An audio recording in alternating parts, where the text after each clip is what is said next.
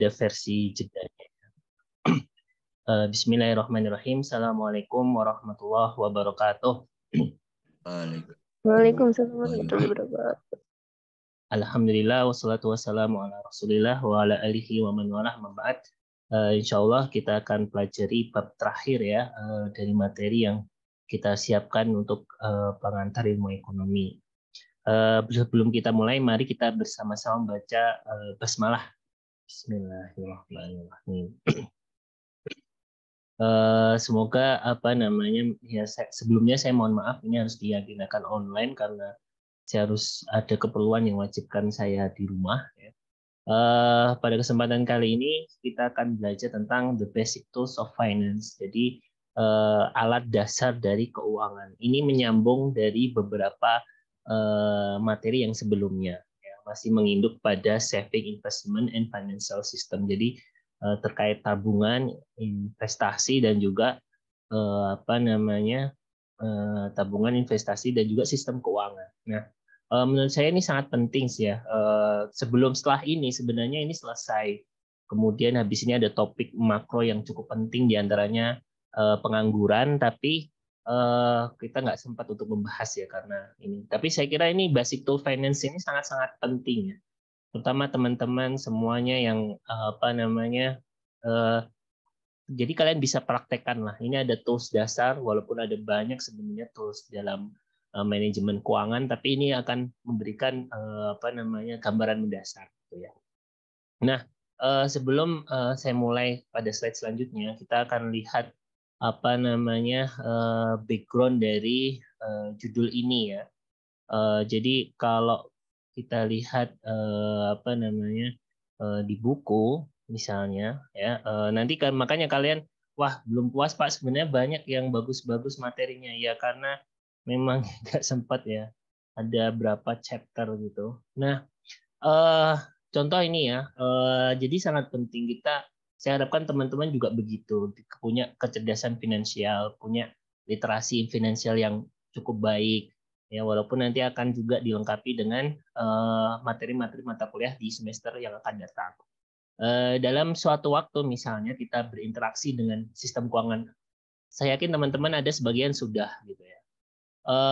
Kemudian sebagian dari kita kalau berinteraksi keuangan itu di lembaga keuangan misalnya, kita akan terbagi menjadi dua golongan ya. Deposit your saving, kita akan orang yang menyimpan dananya di lembaga keuangan, atau kita akan take a loan. Loan itu pinjaman atau kita sebagai pengusaha untuk membayar kebutuhan hidup ataupun membeli rumah. Kemudian setelah itu salah satu dasarnya. Nanti ada materi yang cukup bagus di slide. Kemudian setelah kalian mendapatkan pekerjaan, maka kalian juga misalnya ya, kita semuanya pasti ada kalanya pensiun ya. Walaupun di usia pensiun bukan berarti tidak produktif, bisa aja ya. Tapi kita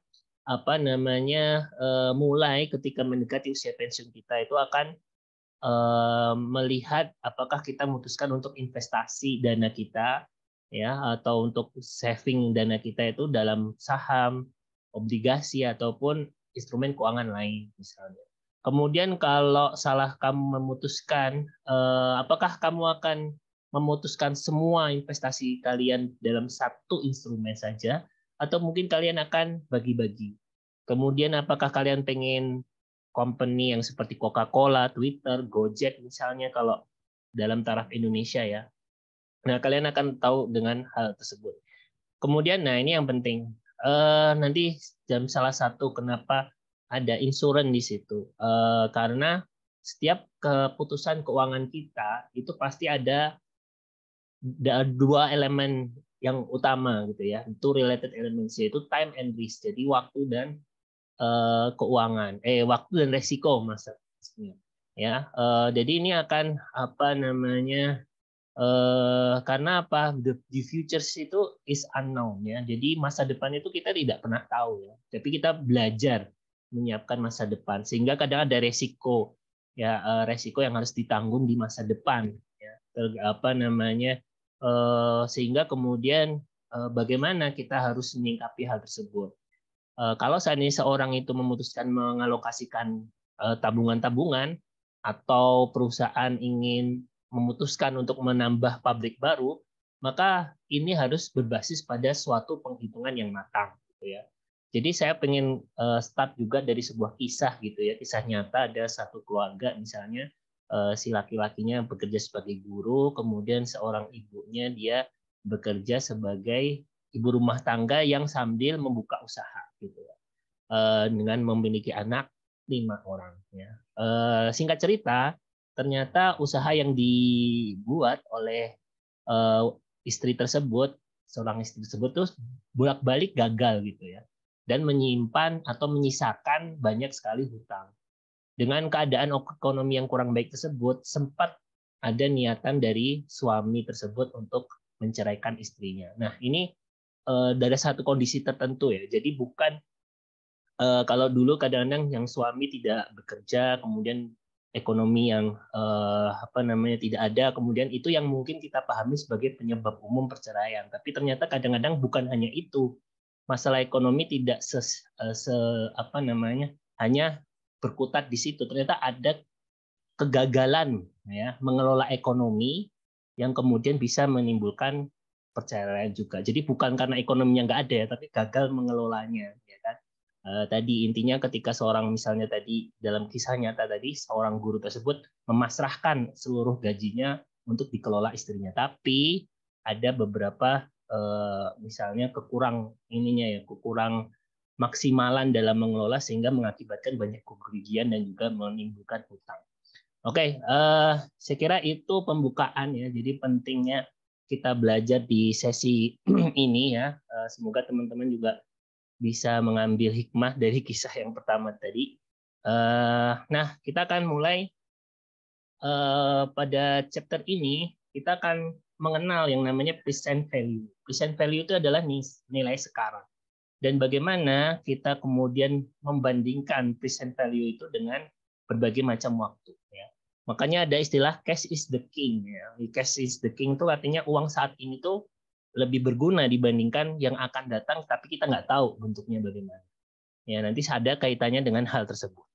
Kemudian mengapa di antara orang-orang itu adalah risk averse. Risk averse itu artinya menghindari resiko. Ya, kemudian mereka tidak mau mengambil banyak resiko. Jadi mainnya lebih cenderung menghindari resiko. Sehingga kemudian bagaimana mereka bisa menggunakan atau memaksimalkan unsur asuransi untuk dan diversifikasi ya. Jadi ada dua. Kalau kalian orang yang tipenya adalah menghindari resiko, maka ada dua cara, yaitu melalui insuran ataupun diversifikasi. Cara jelasnya gimana? Misalnya saya jelaskan secara umum ya. Kalau insuran kalian tahu BPJS, kalian tahu bahwasanya banyak sekali penyakit beredar di sekeliling kita gitu ya. Terutama pekerjaan kalian itu sangat terkait dengan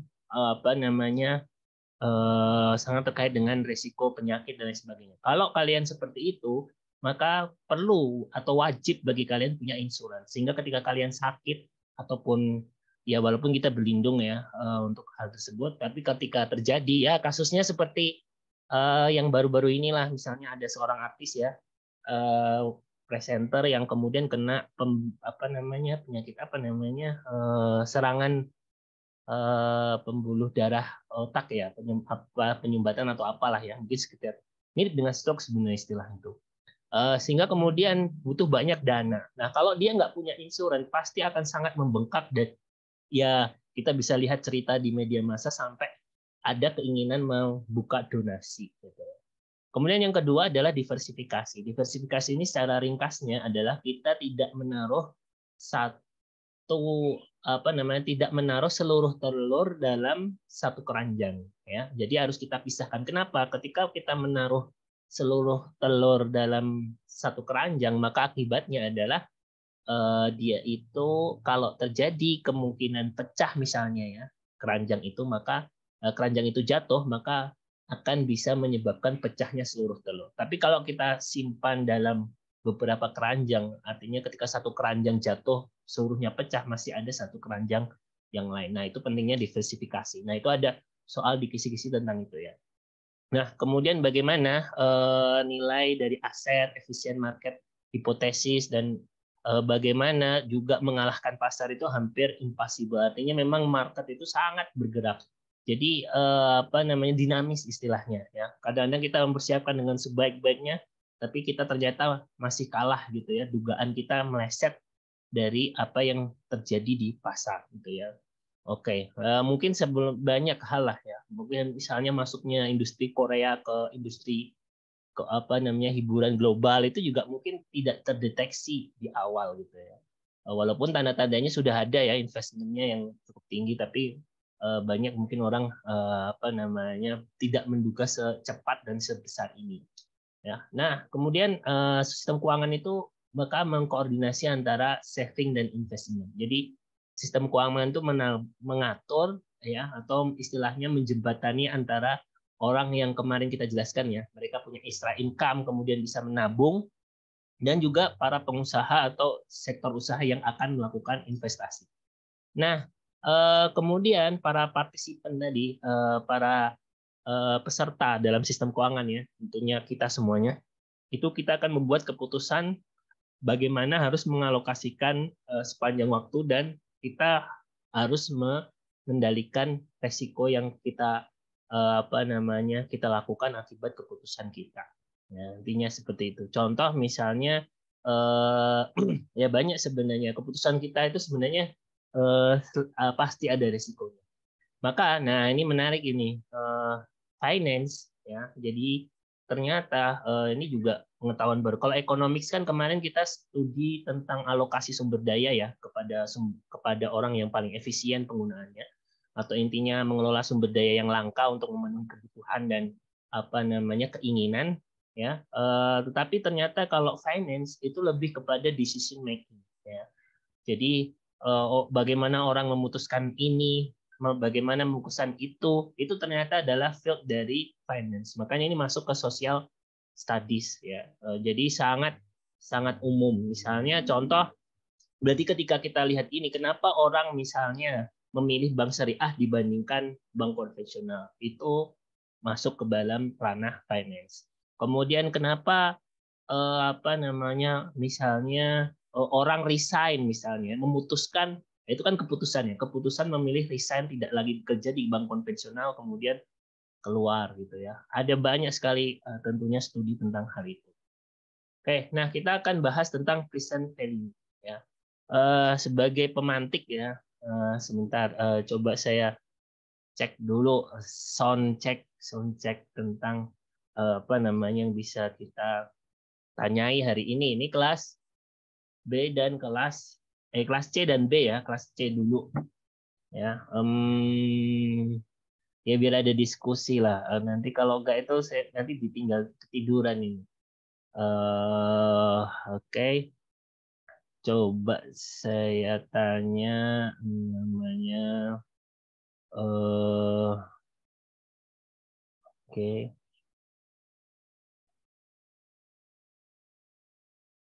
Nah, ini saya sudah kebuka kelas, kalian kelas C sama B, kelas C dulu. Kelas C ya, pertemuan terakhir itu masih sedikit ya. Oh, ada coret-coret. Oke, ini insya Allah kita sampai pada conflicted copy. Oke, coba cari yang lebih lengkap. Kayaknya kelas C kemarin itu ada nanya nih. Mungkin di sini. Oh iya, kelas C. Berarti yang ini. Oke, yang terbaru. Oke, kelas C kita sampai ke Akadihas. Akadihas hadir nggak nih? Akadihas. Cari. Akadihasa ada nih. Halo, Akadihas. Akadihas. Halo. Hadir, Pak. Hah? Ini Akadihas. Mic-nya saya nggak bisa, Pak. Jadi punya Oh pakai ya udah, ini berarti pakai mic-nya teman. Iya, Pak. Oke, pertanyaan saya misalnya Akadihas. Ini kita tanya ya, Akadihas, kamu kalau saya tanya, pilih 100 juta hari ini dikasihkan, atau 5 tahun mendatang saya kasih 100 juta. Kamu pilih mana? Yang akan mendatang aja, Pak. Loh, kenapa alasannya?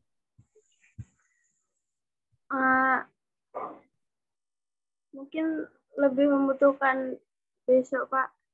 Oh, besok hari ini nggak butuh duit ya? Oke. Belum. Oh iya, oke. Good. Oke, terima kasih jawabannya.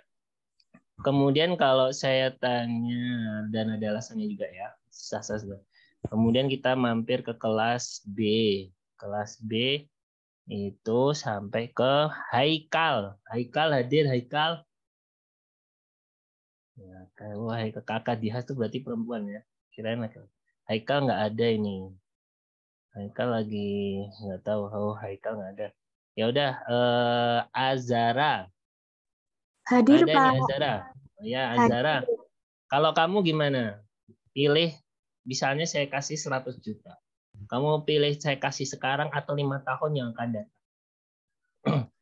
Ya, kalau menurut saya, kalau maksudnya hari ini dibutuhkan ya sekarang, tapi kan kalau ke masa depan juga nggak apa-apa. Tapi kehidupan semakin ke depan itu kan semakin banyak yang, maksudnya banyak kebutuhan yang dikeluarkan dan harga-harga ke depannya itu makin mahal gitu loh, Pak. Ya, Jadi nah sekarang kita tuh punya ya. tabungan yang lama dan deposito gitu.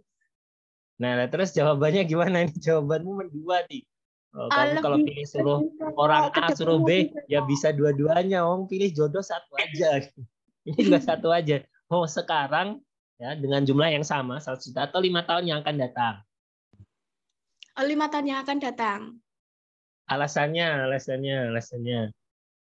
Ya karena kan itu semakin lama kan semakin banyak kebutuhan juga, dan semakin lama juga itu kayak apa-apa tuh kayak harganya juga naik. Jadi kan kebanyakan membutuhkan apa ya? Oh ya, Kebutuhan lah. kamu masih butuh uangnya masih 5 tahun yang akan datang gitu ya. Oke, ya ini jawabannya bebas loh, nggak usah, nggak ada benar, nggak ada salah loh. Ini lagi-lagi social science itu yang penting kadang adalah alasannya ya. Terima kasih Azara. Coba satu lagi. Apa namanya kelas tadi saya tanya kelas B, sekarang kelas C lagi. Trisiana. Ada Trisiana? Biar aja ini jawaban idem ini sih ini. Apakah gara-gara idem? Beda gak apa-apa. Trisiana ini ada nih. Halo Trisiana. Trisiana Dewi. Tes. Nah ini saya ditinggal masak nih kayaknya sama Trisiana nih. Halo tes Trisiana. Nah, udah saya kirimin message. Masuk nggak? Oh kayaknya sangat-sangat. Mungkin dia lagi makan, mungkin lagi sarapan. Oke, apa namanya? Oke, Trisiana, Nada Nakiyah. Ini nama saya Nada juga. Nada Nakiyah ada nih. Ada, Pak. Ya, Nada, kalau jawabanmu bagaimana?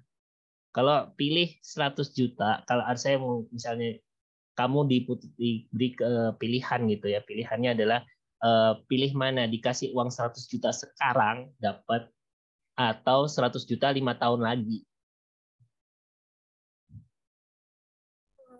Sekarang, Pak. Sekarang, nah alasannya apa? Nah ini menarik ini. Soalnya kalau 5 tahun lagi mungkin kan harga-harga kan semakin naik, nanti nilai mata uangnya kan juga semakin kecil. Oke, terus apa yang kamu lakukan dengan 100 juta yang kamu terima sekarang ini? Bisa buat investasi atau deposito mungkin. Oke, baik, terima kasih. Oke ya, apa namanya itu jawaban dari Nada, dan itu yang sebenarnya jawaban yang lebih benar ya. Artinya ketika jumlah uangnya sama itu tentu kita lebih memilih untuk mendapatkannya sekarang dibandingkan nanti ya. Karena nilai uang itu cenderung terus menurun, dan kalau kita bisa memproduktifkan ya minimal ya dalam bentuk tabungan-tabungan yang produktif gitu ya. Artinya tidak disimpan di celengan ayam atau tidak disimpan di balik bantal, itu dia bisa kembali dalam bentuk yang lebih besar ya. Nah, maka kita harus mengenal dua konsep ya, present value sama future value. Present value adalah nilai sekarang ya. Jadi adalah jumlah yang dibutuhkan sekarang untuk mendapatkan keuntungan di masa depan dalam tingkat interest rate tertentu, atau kalau ini suku bunga atau tingkat keuntungan tertentu ya, bagi hasil, margin dan sebagainya kalau dalam Islam ya. Sedangkan future value adalah jumlah yang akan kita terima pada suatu waktu yang akan datang. Misalnya 100 juta tadi ya, bagus jawabannya Nada ya kalau nggak salah. Misalnya dia taruh saja di deposito. Deposito itu sekarang kecil sih. Atau kalau 3%. Kalau apa namanya yang cukup besar sekarang sukuk misalnya. Sukuk itu diantaranya tuh adalah apa namanya 3 tahunan rata-rata. Jadi misalnya sukuk itu biasa 7-8%. Kamu taruh itu ya 3/3 tahun kemudian 100 juta ya kan tadi 5 tahun lagi. Itu 3 tahun aja sudah bertambah dari 100 juta menjadi 107 juta. Ya, kalaupun nanti dia sampai apa namanya 5 tahun bisa jadi dia sudah 110 atau 115 ya. Nah, maka jawaban yang benar adalah terima sekarang daripada nanti ya. Oke. Nah, karena memang basicnya adalah ya tadi mungkin teman-teman itu jawaban yang wajar di kelas lain kemarin di kelas A ada yang jawab serupa ya, karena memang saya belum butuh Pak, nanti takutnya kalau Bapak kasih segitu uangnya habis buat konsumtif ya. Tapi kalau kalian lebih saya nanti akan taruh ke sini sini sini gitu ya. Apa namanya itu akan apa namanya bisa memberikan keuntungan yang lebih banyak. Nah, contoh tadi ya. Ini juga misalnya adalah deposito. Misalnya ketika deposit $100 gitu ya, atau taruhlah 100.000 gitu ya, dari 5%, berapa future value? Nah, bagaimana cara mengukur future value? Kalau present value sudah jelas. Present itu nilai sekarangnya ya 100.000. Tapi future value itu kita lihat berapa waktunya dan berapa bunga atau keuntungan. Ya, sebenarnya ini keuntungan. Kalau masalahnya, saya pengen jelas garis bawahi di konvensional atau suku bunga yang berlaku di Indonesia dan bahkan dunia itu nggak pernah dia fix 5% terus, nggak pernah. Dia selalu floating float rate ya. Jadi ketika suku bunga ini naik, mereka mulai menaikkan. Kalau kita di syariah itu tidak boleh. Nah, maka justru ketika ini diterapkan di syariah itu misalnya investasi kalian dengan lembaga keuangan syariah itu akan lebih kalkulasi yang bisa lebih tepat gitu ya. Karena bank syariah itu dia harus menentukan di awal, nggak boleh berubah tengah jalan. Kalau beda dengan konvensional itu dia berubah ya. Nah, misalnya ini 5% dan dia tetap gitu ya. Walaupun kenyataannya tidak seperti itu. Apa namanya? Tapi kalau seandainya misalnya kalau syariah kan dia tidak boleh kalau bagi hasilnya sudah ditetapkan sekian ya sekian. Nah, contoh berapa tahunnya dan berapa tingkatnya gitu ya. Kalau seandainya di dalam 1 tahun itu sudah berubah menjadi $105. Ketika 2 tahun 110. Ketika 3 tahun 115,76. Pertanyaannya, Pak, kenapa nggak bulat gitu ya? Mungkin kalau orang yang gampangnya kan 3 kali 5% gitu ya, 15% gitu. Tapi kok ternyata ada belakangnya ini. Karena apa? Tahun kedua yang kena bunga itu bukan 100 lagi. Ya, kalau ini kan 100 dapat 5%. Tapi di tahun kedua itu adalah 105 dikali 5%, sehingga dapatnya 110,25. Di tahun ketiga itu bukan 100 kali 15%, tetapi adalah kompon. Nah, artinya kompon itu artinya kumpulan ya, atau dia itu setelah terkumpul tahun kedua. Nah, inilah yang dikenakan 5%. Jadi 5% dari 110,25 sehingga ada lebih 76 ya. Itu penting. Nah, itu namanya 100 itu present value. Ya, nanti kalau di ujian mungkin ditanya mana present value, mana future value, harusnya cukup bisa. Sehingga inilah cara mencari apa namanya present value. Bisa nggak kita nyari future-nya misalnya, atau dibalik ya, kalau tadi mencari future-nya, cari present-nya gitu. Bisa dengan mengubah rumus gitu ya. Soalnya misalnya kamu tanya teman, investasimu sekarang berapa atau savingmu berapa sekarang? Dulu tuh saya nabung dulu misalnya dia nggak tahu dulu berapa, sekarang tinggal 2,5 juta gitu. Nah, padahal berapa persen ininya? Kemudian ditahu dulu saya nabungnya berapa ya. Kalau lupa bisa dibalik dengan perbalikan rumus ya. Ini present value sama dengan future value dibagi 1 tambah berapa rate-nya. Nah ini menarik teman-teman. Sekali lagi kalau kita misalkan ya tadi adalah contoh kasus keluarga tadi yang saya ceritakan di awal. Sebenarnya tidak selalu serta merta keputusan itu tepat ya. Misalnya udah ada pasti usaha gitu pasti usaha tawakal ya itu pasti gitu ya, tapi kita ini harus membuat kalkulasi, kita harus belajar. Jadi keputusan kita memulai usaha ya, ataupun menambah pabrik, menambah cabang, itu harus kita hitung kalkulasinya.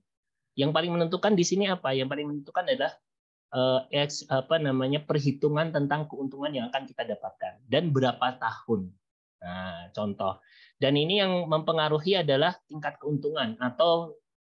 keuntungan ataupun diantaranya adalah tingkat biayanya, biaya pinjaman kita dari lembaga keuangan. Nah, contoh ini kalkulasinya bunga. Tapi ini saya kira menarik. Jadi teman-teman itu bisa kalau mau mengkalkulasi ya, kita layak nggak sih kita kemudian buka cabang baru, kemudian sampai pinjam ke lembaga keuangan. Nah, ini bisa dipraktikkan. Jadi contoh misalnya rate 6% misalnya, atau 0,06. Apakah General Motors, sebuah pabrik mobil ya, pabrik otomotif, membangun 100 juta untuk membangun sebuah pabrik yang nantinya akan memberikan keuntungan 200 juta dalam 10 tahun. Misalnya ya, jawaban singkatnya sebenarnya dilihat dari nanti perbandingan present value dan future value-nya ya. Contoh ya, bagaimana cara menghitungnya? Nah, contoh kita harus tarik present value-nya dulu. 200 juta dalam 10 tahun, hari ini harganya 100 juta. Karena kan kita butuh 100 juta ya. Entah itu hari ini kita punya ataupun kita pinjam, kayak ya dalam hal ini pinjam ya, pinjam atau mendapat pendanaan. Nah, kalau dengan rating dari 0,16-nya present value ya, mencari present value di 10 tahun ya, di 10 tahun kemudian seharusnya 200 juta ya dibagi dengan 1,06 ini biaya bunganya atau interest rate-nya. Kemudian kalikan 10 ini jumlah tahunnya. Ketemu 112 juta. Nah, kalau kita bandingkan 112 dengan 100 ini lebih besar present value di 10 tahun yang akan datang, maka keputusannya adalah bangun ya. Nah, ini makanya yang paling menentukan adalah berapa keuntungan dan juga biaya ininya. Kayak kemarin kan Bank Indonesia sedang menaikkan ya dari suku bunga dari awalnya 3-4%, sekarang menjadi 5-6%. Tentunya ini menjadi keputusan yang menghambat para pengusaha untuk membuka atau ekspansi bisnis ya, karena mempertimbangkan ini ya kan. Nah, jadi ini contoh. Kalau seandainya present value dalam 10 years-nya itu atau present value dalam 10 tahunnya itu lebih besar, maka berarti lebih untung intinya. Berarti 100 juta yang sekarang apabila kita putuskan untuk kita bangun ya meskipun dengan melalui pinjaman lembaga keuangan atau pembiayaan bank syariah misalnya, itu akan tetap memberikan kita keuntungan yang lebih baik gitu. Nah, itu contoh since ya present value di 10 tahun itu lebih besar dari cost. Cost ini karena cost-nya itu kan kita bikin pabrik tadi harus bayar 100 juta. Dengan keuntungan dan waktu demikian kita masih untung lah 112 dikurangi 100 sama dengan 12 juta keuntungan gitu. Nah, kemudian tetapi ketika rate ya atau ongkos ya biasanya 9 juta ya 9 juta maaf 9% atau 0,9, apakah General Motor harus membangun pabrik demikian itu ya. Nah, yang di sini disebutkan bahwasanya 200 juta dalam 10 tahun find present value-nya ya, atau bagaimana kita mencari present value-nya adalah 1.09. Tadi kan 1.06 ya. Ini 1.09 bagi 10 sebagai pembagi ya. Makanya ketika semakin besar ininya, maka semakin kecil angkanya. Jadi dapat 84 juta. 84 juta itu dibandingkan dengan harganya sekarang yang dinilai adalah 100 juta, maka lebih kecil. Nah, kalau lebih kecil, maka nggak usah memutuskan untuk investasi di saat itu gitu ya, atau di kondisi tersebut. Nah, inilah maka teman-teman bisa belajar. Kadang-kadang tidak serta-merta gitu. Ada orang yang mungkin kalian masih muda gitu ya, gengsi misalnya mau anak muda udah punya rumah, ambil KPR, hati-hati gitu ya. Siapa tahu kalian bikin KPR itu KPR-nya malah macet. Ya. Kemudian biaya kalian membengkak. Kemudian rumahnya disita karena nggak bisa menyelesaikan cicilan. Karena mungkin terbebani karena rate ini. Maka kalau yang syariah itu ambil pembiayaan yang tidak naik turun ya, harus dicari. Moga-moga ada, walaupun agak mulai jarang sih. Tapi saya kira bisa, atau cari pembiayaan yang rate-nya bisa dikalkulasi ya, dan itu mengambil keuntungan. Maka sebenarnya kalau untuk investasi atau kemudian untuk bisnis itulah yang disarankan ya. Kalau memang untuk konsumsi atau rumah pertama, memang sebaiknya kita bisa melakukan pembelian secara cash gitu ya, atau dengan menabung, dengan investment dulu, kemudian kita ngontrak selama itu, habis itu baru beli. Nah, itu bagus. Tapi kan makanya hati-hati. Jadi bukan kemudian cicilan itu pasti selalu lebih baik gitu ya, intinya. Cicilan atau istilahnya ya, atau ada istilah dari budak cicilan ya. Jangan senantiasa seperti itu. Jadi hati-hati memutuskan untuk mencicil sesuatu. Ya, pastikan dulu bahwasanya present value-nya itu lebih besar daripada biayanya. Jadi keuntungannya lebih besar daripada biaya kita meminjam dananya. Nah, ada kan saya ceritakan tadi, dia itu mulai usaha, tapi usahanya nggak pernah sukses ya, dan bisa menutup cicilan yang dia akibatkan akibat melakukan keputusan investasi. Oke. Nah, maka present value itu memberikan kita, membantu menjelaskan kita bahwasanya investasi akan turun ketika interest rate itu naik gitu ya, suku bunga itu naik. Jadi nilai investasi akan semakin rendah ketika suku bunga naik. Nah, ini contoh juga beli tanah misalnya ya. Kemudian dia akan berharga 100 ribu ya, 70.000 atau mungkin 70 juta lah ya kalau di Indonesia paling ya, tanah 76 hektar gitu, dan akan berharga 100 juta misalnya dalam 5 tahun. Ambil apa tidak? Maka kita lihat keputusannya itu adalah rate-nya berapa gitu ya. Kalau rate 5 ambil. Ini gampangnya, langsung jawab, bisa gampang jawabannya. Kenapa ini rendah? Kalau sudah 10, nah itu udah tinggi banget. Jangan beli. Karena apa? Lebih banyak biayanya dibandingkan keuntungan yang kita dapatkan. Contoh ya, misalnya ini ketika 105.5, present value dalam 5 tahun itu 78.000. 78.000 sama 70, mana yang lebih besar? Yang lebih besar adalah 78.000. Artinya apa? Keputusan kita untuk berinvestasi di sini ya, melakukan pinjaman kemudian membeli tanah tersebut, maka lebih besar ya. Maka yes, buy it. Jadi lakukan ya, karena itu. Tapi ketika rate-nya 10%, nah, maka teman-teman kan kadang-kadang di dunia usaha selalu nggak memandang ini gitu ya. Jadi yang penting kita start usaha dulu, belum terlalu mengkalkulasi biaya dari dana yang dipinjam dari lembaga keuangan atau pembiayaannya. Makanya harus dihitung benar-benar ya. Dan kalian bisa itu melakukan negosiasi dengan lembaga keuangan tersebut gitu ya. Nah, kalau seandainya present value-nya itu tadi 10 ya, atau 0,1, maka harganya atau present value di 5 tahun mendatang adalah 62.000. Sedangkan sekarang 70.000 dibandingkan 62.000, maka itu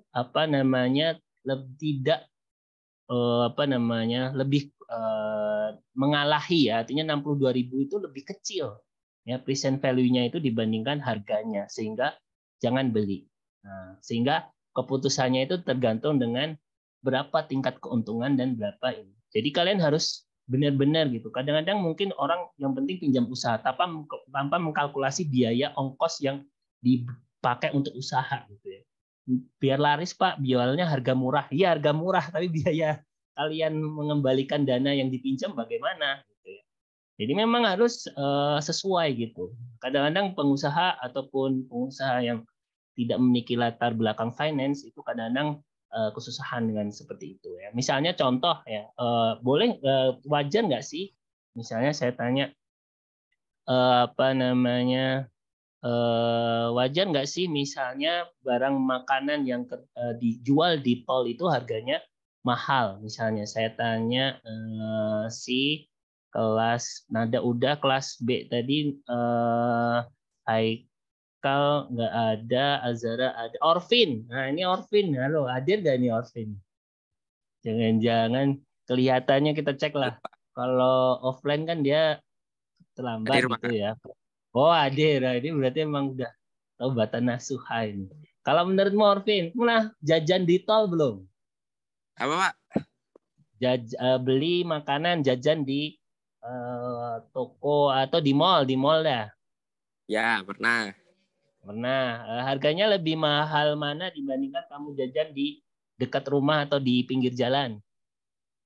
Lebih mahal di mall, Pak. Kenapa? Menurutmu wajar nggak itu? Wajar.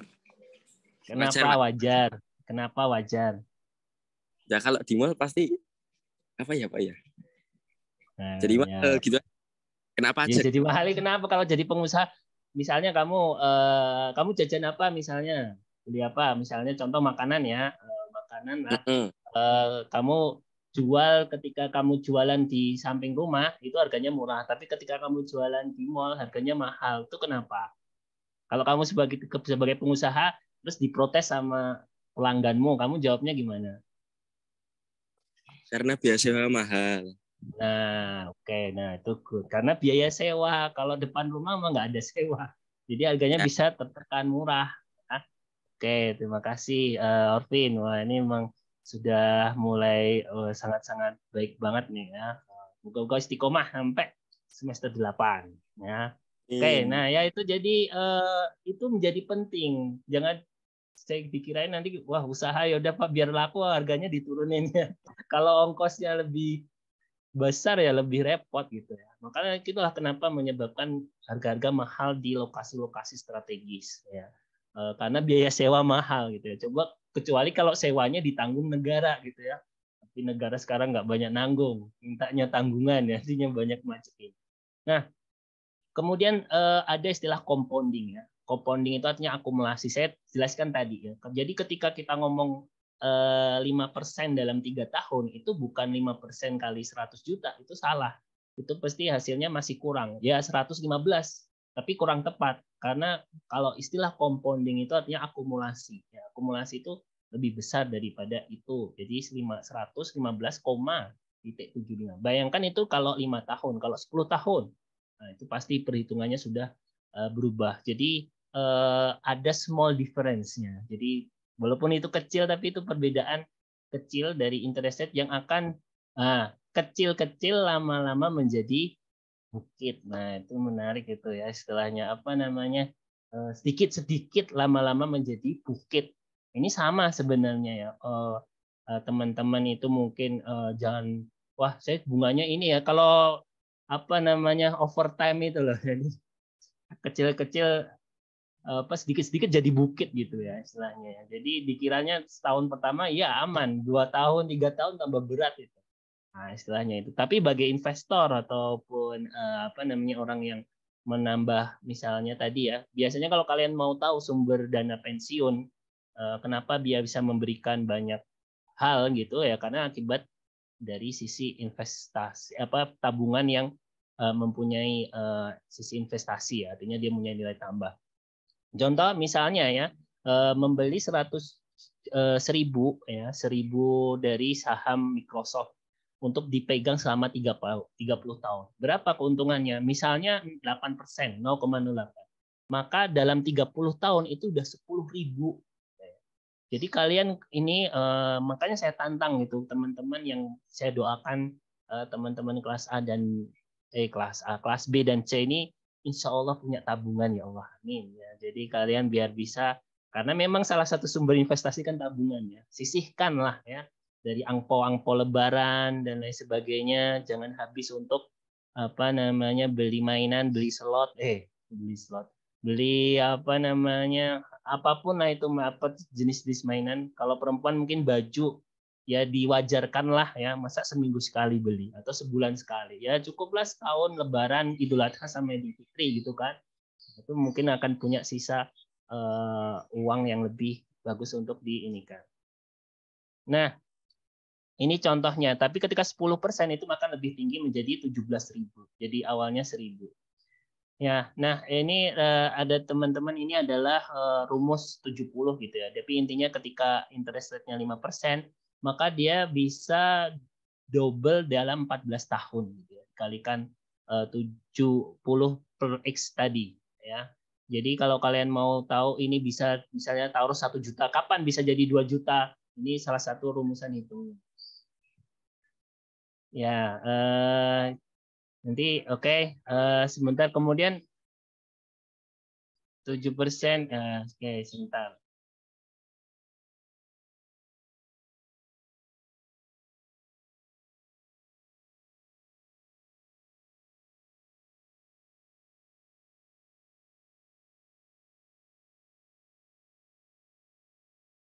Baik, kita lanjutkan ya. Makanya ini insya Allah tidak lama ya. Kita apa namanya, bentar lagi kita selesaikan. Walaupun sebenarnya sangat-sangat menarik materi ini. Tadi ini tapi sebenarnya rumus 70 itu adalah tambahan ya. Jadi kalau kalian ingin cepat menghitung berapa sih ini bisa double gitu ya, menaruh atau berinvestasi. Tadi ini kalian bisa terapkan gitu ya. Misalnya kalau 7% dengan rumus 70 bagi X itu berarti ketika sudah 10 tahun maka dia sudah menjadi double. Misalnya kalian taruh uang 20 juta, maka dia dalam 10 tahun itu sudah menjadi 40 juta. Ya, makanya pentingnya mensisihkan uang dan kemudian menaruh dalam aset-aset produktif gitu ya. Nah, ini kita akan sudah masuk ke bagian 2 yang namanya adalah tentang resiko ya, menghindari resiko. Jadi kebanyakan orang kita tentunya menghindari risiko. Saya kira baik itu. Jadi kalau kalian usaha juga sama. Usaha itu ada risikonya nggak? Ada. Risikonya yaitu kalau gagal usaha gitu ya, uangnya nggak balik atau rugi. Nah, mirip dengan ketika kita gambling ya, ada toss, ada fair coin, itu artinya kalau seandainya muncul, tapi ini kita nggak ngajarin apa namanya, nggak ngajarin judi, tapi ini prinsip resiko itu mirip lah di situ. Ketika muncul kepala menang, tapi ketika munculnya sebaliknya itu dia kalah. Apakah kamu harus ngambil gambling ini? Nah, bagaimana sih, ini ada saran yang baik sih menurut saya dari teori ekonomi ya, biar ada kesalahan beberapa fenomena di masyarakat. Ketika orang yang sedang kesusahan ekonomi itu malah justru main judi, ya, sabung ayam lah, togel lah, padahal secara background ekonomi mereka itu tidaklah baik gitu. Kenapa? Karena itu sangat-sangat apa namanya beresiko gitu ya. Apalagi ketika kalah dan sumber uangnya itu adalah pinjaman dan lain sebagainya, itu bisa jadi lebih lebih parah lagi gitu ya. Jadi kalau kalian itu, nah ini kapan sih kita kemudian nggak berani mengambil resiko, itu adalah ketika kita menghindari resiko. Kalau seandainya kehilangan 1.000 itu melebihi senangnya 1.000 itu, maka itu kamu harusnya tidak mengambil itu. Ya, tidak, artinya tidak, jangan ambil keputusan untuk melakukan gambling tersebut. Ya, the pain of losing. Jadi kita tahulah misalnya ya, kita karena ini kalau misalnya kita fenomena masyarakat, misalnya judi sabung ayam, berapa yang dia taruh 100.000 gitu ya, harapannya bisa menang, misalnya taruh dapat 200.000 gitu ya. Tapi kan uangnya dari mana? Ternyata 100.000 itu adalah uang untuk makan 1 bulan misalnya, atau makan untuk 1 minggu gitu ya. Artinya apa? Kalau kita kalah ya, kalah itu lebih parah lagi, 7 hari kita nggak makan bisa mati gitu ya. Dibandingkan menang dapat 200.000, mana yang lebih apa namanya mana yang lebih dipilih gitu ya. Ketika rasa menyesal atau rasa kehilangan 100.000 tadi itu melebihi dari kemenangan dapat 200.000, maka itu tidak boleh diambil. Dan itulah salah. Makanya kadang-kadang siapa sih yang memenuhi meja-meja judi dan lain sebagainya, itu adalah orang-orang kaya raya yang mereka sumber keuangannya nggak pernah habis. Ya, jadi kalau ada orang yang ekonominya tidak baik, maka sangat salah dan beresiko ketika justru malah main judi gitu ya. Secara teori ekonomi tidak dibenarkan. Karena apa? Ketika mereka itu kehilangan, kalah, itu ternyata rasanya dikejar-kejar debt collector, dikejar-kejar macam-macam, nggak bisa makan seminggu, itu lebih parah daripada menang itu. Nah, oke. Nah, ini makanya ada utility ya. Jadi ketika wealth itu artinya kemakmuran itu semakin tinggi, maka orang itu misalnya ya, misalnya tadi, dia orang punya kekayaan 1 miliar. Kemudian dia misalnya gambling dalam angka 1 juta gitu. Kemudian rugi 1 juta. Itu nggak terlalu ngaruh bagi dia. Ya, karena dia masih punya 999 juta gitu ya dari angka 1 miliar itu. Tapi ketika dia hanya punya uang 1 juta dan dia taruh semuanya all in gitu, maka ya resikonya dia bisa nggak makan ataupun semakin dikejar-kejar oleh kebutuhan hidupnya gitu ya. Jadi ketika semakin makmur seorang, maka arti dari extra utility itu tidak akan didapatkan gitu ya. Jadi makanya itulah yang terjadi di judi-judi itu hanya permainan aja ya. Makanya kalian apalagi kalau makanya motif untuk mencari uang dengan judi itu sangat salah. Dan dalam Islam kita jelaskan itu tidak dibenarkan. Contohnya seperti itu. Oke, kita agak cepat. Nah, maka penting dengan insurans tadi. Kan ada 2 cara tadi. Yaitu dengan insurans. Yaitu adalah seseorang yang menghadapi risiko, dia membayar sesuatu fee kepada perusahaan asuransi yang diantaranya mereka akan menanggung seluruh risiko. Contoh misalnya kita bayar 1.500.000 misalnya, ataupun 1 jutaan yang biasanya untuk asuransi mobil motor gitu ya. Dalam 1 tahun, kalau seandainya terjadi apa-apa dengan mobil atau motor kita misalnya, maka semua ditanggung oleh perusahaan. Misalnya kalau hilang kan berarti satu harga motor misalnya 20. Maka 20 juta itu diganti oleh perusahaan asuransi gitu ya. Itu sangat bagi kita misalnya kalau tidak terjadi apa-apa, mungkin ada sebagian merasa rugi. Maka kalau dalam prinsip Islam itu atau asuransi Islam itu sangat berbeda dengan konvensional ya. Nanti ada penjelasannya sendiri. Makanya kalau di konvensional itu segala banyak problems ya. Nanti kita jelaskan di sini ya. Dan mungkin juga sebagian alasan kenapa BPJS itu senantiasa dananya bocor atau istilahnya dia nggak bisa menalangi seluruh klaim atau istilahnya sama negara mengaku rugi terus lah ya. Nah, ini ada alasannya nanti. Nah, intinya asuransi itu adalah mengelola resiko untuk menjadi satu kolam tertentu. Jadi orang semua, misalnya kalian semua, misalnya ini ada sekitar yang hadir itu berapa ya?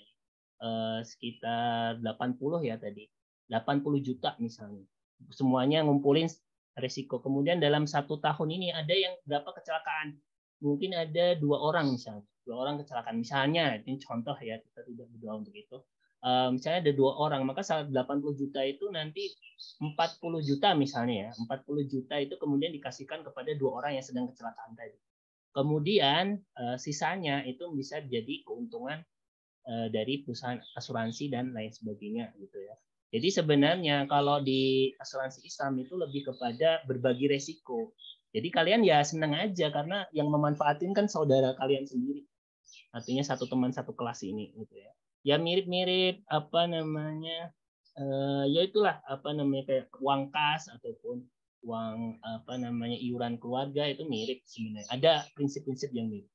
Ya, sehingga sehingga orang yang kalau kita ikut asuransi, maka orang-orang yang punya resiko itu menjadi bisa lebih baik gitu ya. Nah, itu contoh. Nah, ada beberapa masalah utama dalam sistem asuransi. Contoh adalah pemilihan adverse selection ya. Adverse selection pemilihan yang keliru. Artinya apa? Orang yang resikonya tinggi itu dia akan mendapatkan manfaat dari insurans. Pasti dia akan beli. Tapi itu adalah orang yang salah untuk dipilih. Gitu ya. Jadi contoh misalnya orang yang banyak merokok, banyak aktivitasnya itu tidak sehat, ya, kemudian dapat dana BPJS. Nah, itu sebenarnya BPJS keliru milih orang tersebut menjadi anggota asuransi. Seharusnya orang itu dikeluarkan. Karena apa? Dia akan menghabiskan dana yang lain. Gitu ya. Nah, itulah yang jadi high risk person itu di Indonesia BPJS itu kan mengcover semuanya tanpa melihat hal tersebut ya. Nah, itu yang menjadi problem di industri asuransi. Ketika dia nggak bisa menseleksi, oh ini orang bisa di cover, oh ini orang udah nggak peduli kesehatannya, mabuk-mabukan, kemudian merokok banyak, kemudian alkohol, kemudian narkoba apalagi misalnya. Wah, dia kalau seandainya sakit itu akan menghabiskan dana yang di pooling ya, dikumpulkan menjadi dari oleh perusahaan asuransi dari para anggota yang lain. Nah, kemudian yang kedua adalah moral hazard. Moral hazard ini adalah orang yang sudah ditanggung reinsuran, mereka biasanya adalah orang yang menolak perilaku yang bisa menghindarkan resiko. Artinya mereka itu teledor. Mentang-mentang udah di cover insuransi, mereka kemudian mobilnya misalnya ya, karena dia ditanggung dengan asuransi, maka mobilnya kayak, wah nggak usah lah, kan udah ditanggung asuransi, nggak usah pelan-pelan, harus ngebut. Ini namanya moral hazard. Moral hazard seperti ini juga bisa menimbulkan masalah di industri asuransi. Jadi seharusnya orang yang ikut asuransi itu tetap sama, tetap jaga diri, tetap jaga cara perilakunya mengendarai ataupun yang lain. Nah, contoh sehingga kadang-kadang insuran itu tidak bisa ya secara fully, secara penuh menjaga hal tersebut. Ya, maka kemudian mereka ada orang-orang yang risikonya tinggi itu harusnya harganya lebih tinggi gitu ya. Tapi BPJS kita kan satu ini ya, satu jenis pembayaran dan itulah beberapa risikonya. Kemudian sehingga banyak yang orang yang rendah resiko itu justru malah mereka itu nggak mendapatkan manfaat dari asuransi itu sendiri. Ya. Tapi ya kalian misalnya kalau ditanya lebih mana sakit bisa bayar atau nggak usah sakit aja gitu ya. Sakit ditanggung bayarannya atau nggak usah sakit ya, pilihnya nggak usah sakit lah, karena ketika sakit kadang bisa berulang ya sakit itu. Nah, contoh ini misalnya adalah seorang yang namanya Joe itu dia merokok di kasur setelah beli asuransi kebakaran. Nah, ini kan namanya moral hazard ya. Nanti ada penjelasannya di sini. Kenapa? Karena udah tahu dia itu beli insuran untuk kebakaran atau asuransi kebakaran, tapi perilakunya memicu kebakaran. Nah, makanya itu udah moral hazard. Kemudian yang kedua adalah, nah ini adalah orang yang resiko tinggi. Kedua orang tua si Susan ini dia itu kehilangan gigi mereka ya akibat penyakit lah. Oleh karena itu si Susan ini beli asuransi gigi gitu ya, asuransi kesehatan gigi. Nah, seharusnya asuransi Susan ini harusnya dicas lebih tinggi. Kenapa? Karena kedua orang tuanya sudah menunjukkan tanda-tanda dia memiliki penyakit itu gitu ya. Pastinya dia akan potensi akan sakit juga. Kemudian ada juga misalnya orang yang memarkirkan kendaraannya, tetapi dia itu tidak parkir dengan benar karena merasa bisa ditanggung semuanya gitu ya. Contoh ini kasusnya orang parkir kemudian terjadi resiko. Ya. Nah kayak Joe Biggins ini ada moral hazard. Kalau Susan ini dia adalah adverse selection tadi ya, karena salah orang beresiko tinggi. Sedangkan yang ini moral hazard. Ya seperti itulah ya, sehingga itu pentingnya mengendalikan risiko. Kemudian yang terakhir adalah diversifikasi. Ya. Artinya adalah kita bisa dalam satu resiko kita bisa menggantikannya dengan banyak hal. Jadi contoh tadi ya, kalau kalian punya uang jangan taruh di satu tempat, ditaruh di banyak tempat supaya mengurangi ini. Kadang-kadang ada orang yang karena ketamakannya atau greedy-nya ya, dia lihat misalnya satu koperasi A, dia ngasih keuntungan 10% atau bahkan mungkin 30% misalnya. Kemudian hampir semua orang dipinjemi dananya, uangnya ditabung di situ semuanya, tapi akibatnya ternyata koperasi tersebut kolaps gitu. Akhirnya apa? Ya resikonya besar. Ya, harusnya dibagi. Ya maka harus diversified portfolio. Jadi harus dibagi-bagi ya. Sehingga itu bisa ini. Karena apa? Kadang ada aset yang resikonya tinggi, keuntungannya tinggi. Tetapi ada juga yang aset keuntungannya rendah, resikonya rendah. Nah, karena memang high dan low itu sama-sama berkorelasi gitu ya. Jadi contoh misalnya saya punya beberapa saham di pasar modal ya. Misalnya waktu itu juga ada istilah teman saya itu saham defensif. Saham defensif itu apa? Kata teman saya, contoh adalah saham industri makanan karena biasanya harga makanan kan cukup stabil dan semua orang butuh makan. Jadi kalau untuk memelihara saham yang resikonya tidak tinggi tapi keuntungannya juga tidak banyak, itu adalah saham industri makanan. Sedangkan kalau yang resiko tinggi dan keuntungannya cukup tinggi tapi resiko tinggi adalah industri teknologi misalnya. Karena di satu masa ada teknologi yang sangat diminati pasar, tapi di satu sisi kadang menjadi turun. Ya. Contoh maka kemarin ada saham GoFood sama Tokopedia itu, dia responnya awalnya bagus, kemudian menjadi turun drastis ya, karena memang resiko tinggi ya. Sekali lagi karena dia bergerak di sektor teknologi. Nah, maka ada yang namanya resiko-resiko ya. Jadi diversifikasi ya, artinya variasi.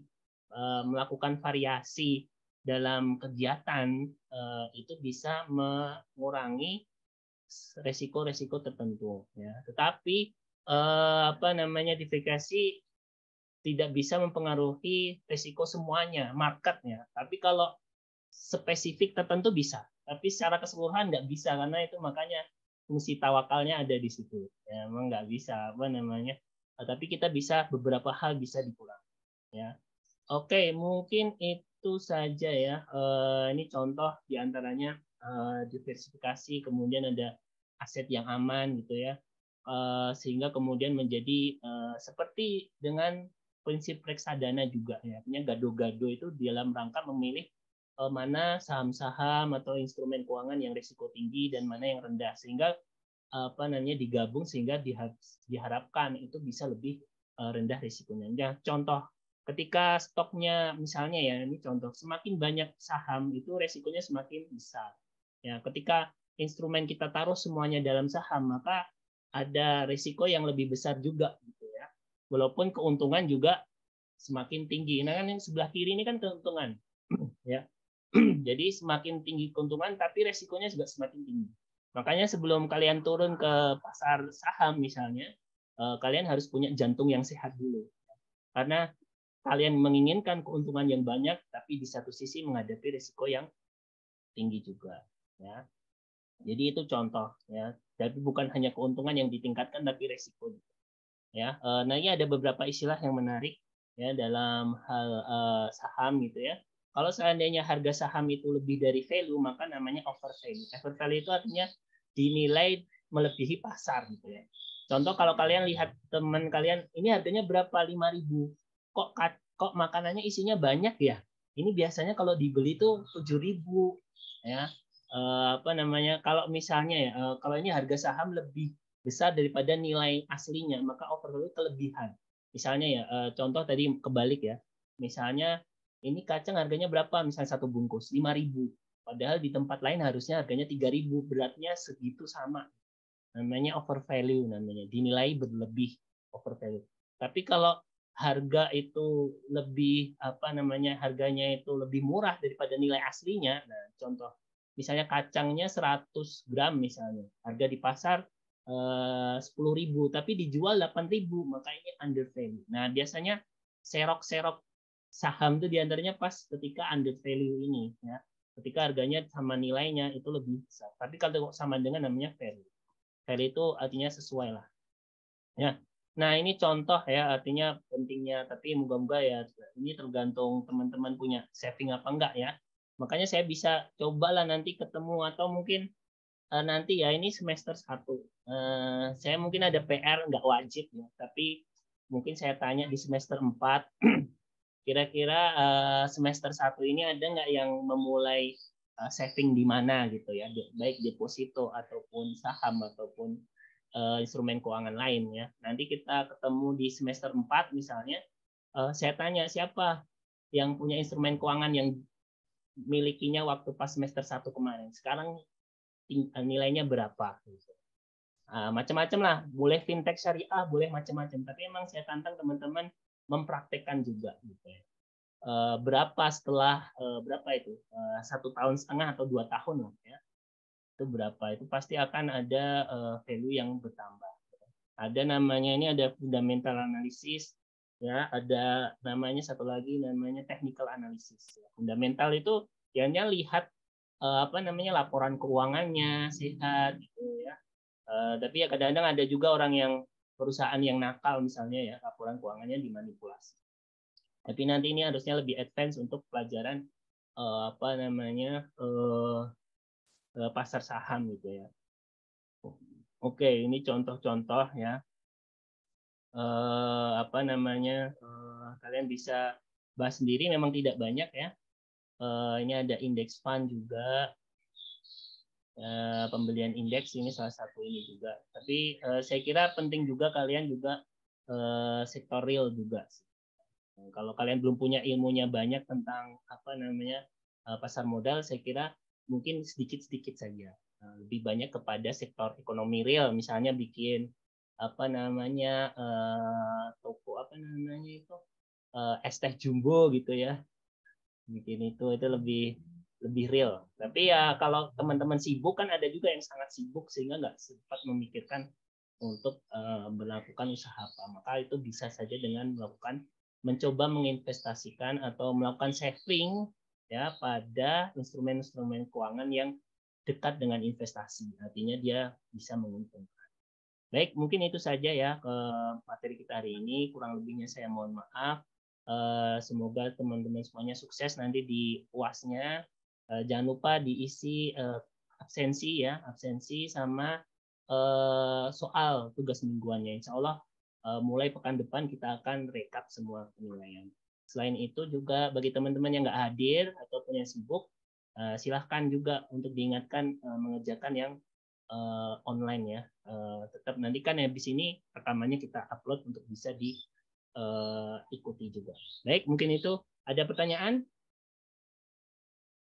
Tidak ada ya. Kalau tidak ada, kita cukupkan. Semari kita tutup dengan sama-sama baca hamdalah.